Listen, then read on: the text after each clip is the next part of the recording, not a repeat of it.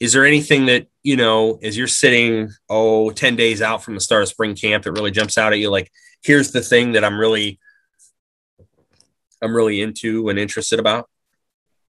I mean, for me, it's what happens with the offense, with all the attrition that took place in the offseason. What does Nebraska have in Logan Smothers? That'll be his first chance to show out. What did they get in Samari Torre and Marquise Stepp, the receiver and running back?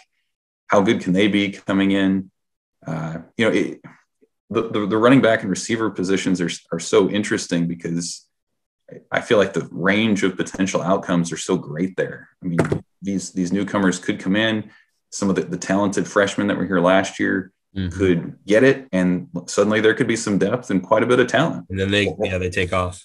Yeah, sure. But on the other hand, maybe they don't get it. Maybe the injuries continue. Maybe the turnover, roster attrition kind of continues through, and it remains kind of stuck in neutral and remains a weakness of the team. So, for a team, and nobody had spring practices last year really to speak of. So for this team to come back and to kind of start to see what it has at those spots, to me is really interesting because it just seems totally wide open, especially running back. We'll see. I think we know with quarterback what Adrian Martinez is at this point, certainly. What does his backup look like? What does the offensive line look like with so many young guys? Nebraska loves what they have at tackles and Turner Corcoran and Bryce Benhart, but how does that interior come together? Can that be kind of the anchor for that side of the ball? So for me, it's all about the offense because the defense, we kind of know what that is. Special teams, as much as they've been kind of shaky, very shaky the last few years, I think you can kind of see how that would start to come together, at least with your specialists and your returners and such. But man, the offense is such a wild west to me at this point.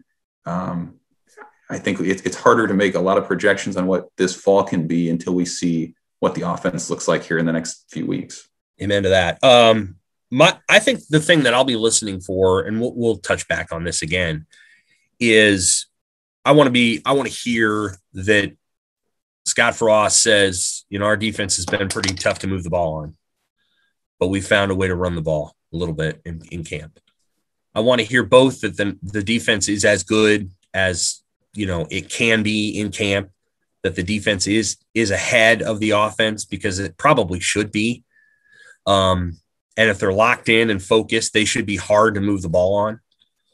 But I also want to be able to hear, we've been able to run the ball a little bit in camp. We've been able to, get the ball downhill and run it with our running backs. I think if I hear those two things, that'll be encouraging. And then the special teams piece is, like that quote I love from The Social Network. If your clients were the inventors of Facebook, they would have invented Facebook. If Nebraska has good specialists, they'll be good specialists. I mean, they'll kick the ball off well and they'll punt it well. Don't tell me what they're going to do. Don't tell me what you think they might do. Let's just see what they do. And that's one of those things. It's far more complex. Don't get me wrong than dart throwing. But like bowling is bowling. Like it's about the bowler. It's not about the cultural emotions or any of that. It's about how well the ball comes off the bowler's hands. And in special teams, it's about how well you punt.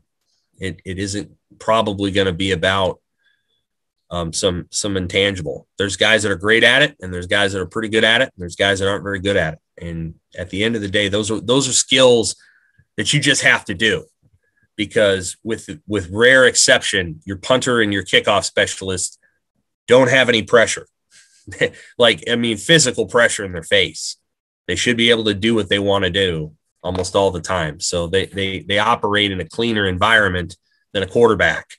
So they'll just have to do it, and we'll see if they do. Hopefully we get to watch practice.